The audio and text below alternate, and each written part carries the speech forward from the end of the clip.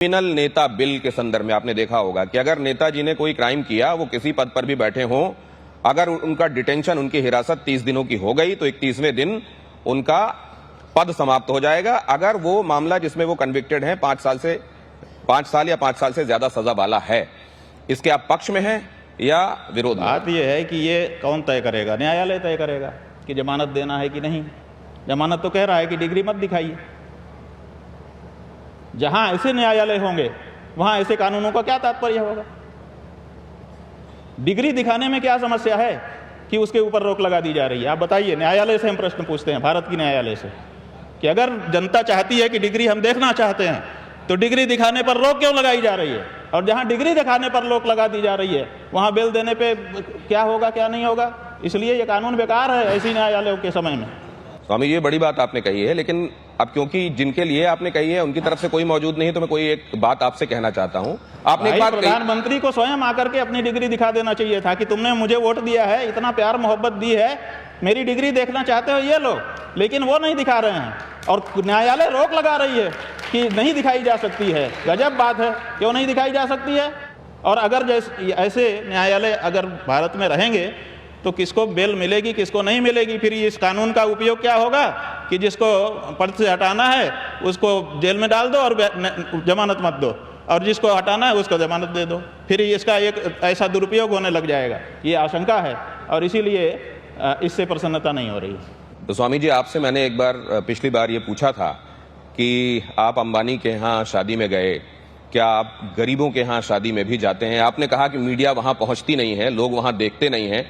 तो मैंने कहा आप वहां भी जाएंगे क्या? तो आपने कहा था स्नेह से बुलाएंगे तो निश्चित जाएंगे, लेकिन अगर परखने के लिए बुलाएंगे तो बिल्कुल नहीं जाएंगे। अब ये डिग्री देखने वाली बात भी वैसी ही नहीं कि परखने के लिए कहा जा रहा है दिखाओ, इसीलिए वो भी कह रहे हैं कि क्यों दिखाया जाए। सबसे बड़ी बात यह है कि देश का जो प्रधानमंत्री बने उसका कोई भी कोना जनता में छुपा नहीं होना चाहिए। आप देश की जनता से कहते हो कि परिवार है, आप अपने परिवार से क्यों डिग्री छिपा रहे हो? कौन सा दुश्मन तुम्हारी डिग्री पूछ रहा है? तुम्हारा परिवार पूछ रहा है, और तुम जिसके चौकीदार हो वो तुमसे पूछ रहा है डिग्री। तुम चौकीदार के रूप में भी डिग्री नहीं दिखा रहे हो, तुम परिवार के रूप में भी डिग्री नहीं दिखा रहे हो, और तुम प्राइम मिनिस्टर के रूप में भी डिग्री नहीं दिखा रहे हो। ये क्यों? तो स्वामी जी, आलोचक तो फिर सबके हैं। आपको भी किसी को कटघरे में खींचना पड़ा, मानहानि का दावा करना पड़ा। एक हैं स्वामी जी, वो तो आपको फेक तक करार देते हैं। तो ठीक है ना, तो इस तरह में हमको करार दे रहे हैं, हम उनका जवाब दे रहे हैं। हमने क्या छिपाया? उन्होंने जो जो प्रश्न उठाए थे, आप लोग आए, हमने एक एक प्रश्न का जवाब दे दिया कि नहीं दे दिया? उन्होंने ये कहा कि स्वामी जी का जो पहले यहाँ राज्य अतिथि का दर्जा होता है वापस ले लिया गया, और बोरीवली थाने में FIR दर्ज की गई है कि ये गौ माता को लेकर भी जो कर रहे हैं वो केवल छलावा और दिखावा है। तो ठीक है ना, छलावा दिखावा है तो उसको देखिए कह देना आसान होता है, उसको प्रूव तो करना पड़ेगा। अगर बोरीवली थाने में हमारे खिलाफ रिपोर्ट है तो बोरीवली थाने ने जांच की होगी, और जांच करने के बाद भी अगर हमारा कार्यक्रम हो रहा है, हमारा यज्ञ हो रहा है, इसका मतलब कि उनकी बात उनको झूठी लग गई है, तभी ना हो रहा है। और जहां तक राज्य अतिथि का दर्जा की बात है, आपको हम बताना चाहेंगे कि यहाँ की कमेटी ने राज्य अतिथि की दर्जा के लिए पत्र लिखा जरूर था। जो हमको जब इनका अखबार में छपा कि राज्य अतिथि का दर्जा वापस किया गया है, तब हमने पूछा कि भाई ऐसा हमने तो कभी किया नहीं था कि राज्य अतिथि का दर्जा दिया जाए। लेकिन तब कमेटी वालों ने बताया कि हमने एक पत्र लिखा था, लेकिन कमेटी के पास कोई पत्र नहीं आया कि आपको राज्य अतिथि का दर्जा दिया गया है, और कमेटी के पास कोई सुविधा भी नहीं आई राज्य अतिथि के रूप में कि ये उपलब्ध कराई जा रही है। और राज्य अतिथि का दर्जा वापस लेने के बाद कोई सुविधा वापस भी नहीं की गई, और राज्य अतिथि वापस दर्जा ले लिया गया है, इसका पत्र भी हमको नहीं मिला, उस व्यक्ति को मिला जो सीधे प्रेस में जा करके उसको जारी कर रहा था। इससे क्या समझ में आता है?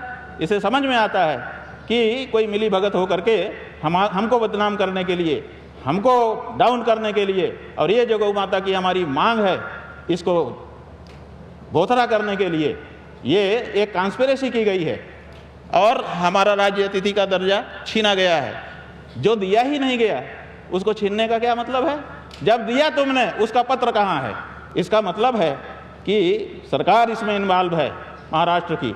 ये पहला राउंड बातचीत का मेरा लगभग समाप्ति की तरफ है। उसके बाद मैं अपने विशिष्ट मेहमानों को भी इन्वॉल्व करूंगा। राउंड 2 की तरफ बढ़ूं उससे पहले जरा एक बात कहना चाहता हूं स्वामी जी, तमाम अभी और बहुत सारी बातें खासतौर से भारत के संत समुदाय को लेकर आपसे बात करनी है।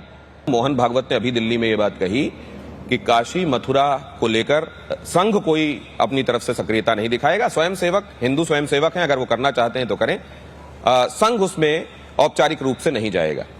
इसको आप कैसे, क्या ये रणनीति का हिस्सा हो सकता है? क्या कई बार कह रहे हैं कि राम जन्मभूमि में हमने भाग लिया था। कब लिया था भाग, बताइए। मोहन भागवत किस जेल में गए थे? जब वहाँ कार सेवा हो रही थी तो मोहन भागवत, तब उनके पहले केतु सुदर्शन, उसके पहले बाला साहब देवरस, उसके पहले रज्जू भैया, कौन वहाँ पर उपस्थित था बताइए? झूठ क्यों बोलते हैं देश के सामने? ना वो राम जन्मभूमि के आंदोलन में थे और ना यहाँ रहेंगे। वो तो अब तो साफ ही कह रहे हैं। ये सनातनी हिंदुओं ने लड़ाई लड़ी है। सनातनी हिंदुओं का चूंकि नेतृत्व नहीं है, सनातनी विचारधारा यहाँ पर राजनीति नहीं करती है, इसीलिए जो राजनीति हिंदू की कर रहा है उसके पीछे सब सनातनियों को गिन लिया जाता है। तो हम सबको भाजपा में गिन लिया जाता है। क्यों? क्योंकि दूसरी कोई सनातनी विचारधारा की पार्टी ही देश में नहीं है। तो स्वामी, सनातनी विचारधारा की राजनीति ही इस देश में नहीं होती है। जिस दिन ये होने लग जाएगी उस दिन अलग हो जाएंगे। तो बहुत सारे लोग तो ऐसे भी हैं जो स्वयंसेवक भी हैं, सनातनी धर्मावलंबी भी। वो स्वयं सेवक हैं, उनकी अपनी स्वयं की भावना है। ये अब एक और राउंड हुआ। अब जल्दी से 2-2 मिनट आप सबके पास है, अपनी अपनी बात कहिए। बिल्कुल, आप 2 मिनट प्लीज मर्यादा रखिएगा। हाँ, जी देखिए क्या है कि महाराज जी से लोग डरते बहुत हैं। प्राइम मिनिस्टर के पास टाइम नहीं है। धीरेन्द्र शास्त्री के पास गए थे पर्चा दिखवाने, शायद वहां घूम आए। उसके बाद एक साहब ने संभल से बुलाया। मैंने महाराज जी को पिछली बार बताया था, जो संभल में मंदिर बन रहा है, कांग्रेस को छोड़ करके भाजपा में आए हैं, बहुत बड़े धर्मगुरु हैं, नाम नहीं लेना चाहूंगा। वहां पहुंच गए, वहां भी मंदिर का इनॉग्रेशन कर दिया। लेकिन महाराज आप सब बात कह ही रहे हो जी, तो नाम क्यों नहीं लेना चाहूंगा? नहीं, नाम थोड़ा रिसर्च, सब कुछ कह रहे हो। गोल गोल मत घुमाइए, अब नाम लीजिए। बहुत देर से जलेबी बना रहे हैं। आचार्य प्रमोद कृष्णन साहब को डिस्प्यूटेड जमीन चाहिए थी। प्रधानमंत्री जी से मिले, प्रधानमंत्री जी ने बोला जब मैं हूं तो क्या डिस्प्यूट, क्या अनडिस्प्यूट, और पहुंच गए और मंदिर भी इनॉग्रेट हुआ, समर्थन भी हुआ। आप सुनते जाइए। लेकिन जब महाराज जी पहुंचते हैं और लोगों के साथ पहुंचते हैं और एक मांग के साथ पहुंचते हैं, आप मांग को मानिए ना मानिए, आप मिल सकते थे, सम्मान दे सकते थे, लेकिन प्राइम मिनिस्टर के पास टाइम नहीं है, जो अपने को हिंदुत्व का पोस्टर बॉय कहता है। आज ये इस देश की स्थिति है। ये रोजगार की बात कर रहे थे। आपकी तो अच्छी नौकरी है साहब, आप एंकर हैं, बढ़िया सैलरी है, क्यों चाहते हैं नवयुवक पकौड़ा तले? नौकरी तो चाहिए ना। अडानी अंबानी के लोन को माफ करने के लिए मुल्क में पैसा है, लेकिन आपके पास गरीब बच्चों के लिए को स्कॉलरशिप देने का पैसा नहीं है। ये इस देश की सच्चाई है। अच्छा चलिए, आपका 2 मिनट हो गया। विवेक जी कृपया माइक दे दें गार्गी जी को। जी हाँ, बहुत बहुत धन्यवाद आपको। धन्यवाद। 2 मिनट आप। हाँ 2 मिनट। मेरा प्रश्न ही है, मैं कुछ थोड़ा सा हटके प्रश्न कर रही हूँ कि आजकल बहुत ही डेमोग्राफी और इलीगल इमिग्रेंट्स को लेकर बात हो रही है। प्रधानमंत्री जी ने भी किया लाल किला से, और ये सही भी है, क्योंकि हमने देखा, इतिहास भी गवाह है, जहां पे भी डेमोग्राफी चेंज हुआ, क्या हुआ, बांग्लादेश पाकिस्तान से शुरू करके, मेरी पैदाइश बंगाल की है, तो बंगाल में मुर्शिदाबाद में क्या हुआ हिंदुओं के साथ सबने देखा। सरकार किसकी है? एक सेकंड बॉर्डर कौन संभालेगा? आपके साथ में बहस नहीं कर रही हूं। बताइए ना, ये भी बता दीजिए, सरकार देश में किसकी है? एक सेकंड, बॉर्डर संभालने की जिम्मेदारी किसकी है? उन्होंने फौज की सरपरस्ती किसकी है? बता दीजिए ना। विवेक जी मेरे को बात दीजिए, बताइए जरा। विवेक जी यहाँ पे आपसे बहस नहीं कर रहे, मुझे बोलने दीजिए, मैं उनको मैं आपके जवाब हो गया सवाल आपका। हाँ, नहीं जवाब। तो जो बात है ये, क्योंकि हमने देखा है कि ये हुआ है, और ये भी सही है, जिन लोगों ने बोला था लड़के लेंगे पाकिस्तान, उनका ये प्रोग्राम भी है कि गजवाए हिंद या दारुल इस्लाम का। तो ये जो है तो डेमोग्राफी चेंज एक डर है। तो क्या आपको भी लगता है कि आज से 10 साल या 20 साल बाद हमारे देश के लिए ये जो डेमोग्राफी का बदलना, ये बहुत बड़ा संकट हो सकता है? और दूसरी इससे लगा हुआ, क्योंकि मैं बंगाल की हूं, आपको बंगाल का भविष्य क्या दिख रहा है? क्योंकि 2026 में इलेक्शन है, हम सोचते हैं कि ममता बनर्जी आएगी तो बहुत सर्वनाश होंगे। उसके बाद आप रवि जी आप अपनी बात कहिएगा। जी, इसका अगर जवाब दे दे उनको। हाँ, देखिए ऐसा है घुसपैठ कि जो परिस्थिति है वो ये है कि हमारे दो का सिद्धांत यहाँ की सनातनी जनता पालन कर रही है। जनसंख्या का नियंत्रण करने के लिए सरकार ने कहा, भारत के लोगों ने भारत की उन्नति के लिए अपनी छाती पे पत्थर रख कर के उसको भी स्वीकार किया है कि ठीक है, देश के हित में हम ये भी करेंगे। लेकिन कुछ लोग इसको अस्वीकार कर रहे हैं, वो अपनी जनसंख्या बढ़ाए जा रहे हैं। क्यों बढ़ाए जा रहे हैं? क्योंकि उनके यहाँ जब बैठक होती है, उनके विद्वान कहते हैं कि देखो, इस देश में डेमोक्रेसी लागू है और डेमोक्रेसी में जिसके जितने वोट होंगे वही सत्ता में भागीदारी करेगा, इसलिए यहाँ वोट बढ़ाओ, अपने घर में ज़्यादा बच्चे पैदा करो ताकि ज़्यादा वोट तुम्हारे रहें, जितने ज़्यादा तुम्हारे वोट होंगे उतना ही सत्ता में तुम्हारी भागीदारी होगी।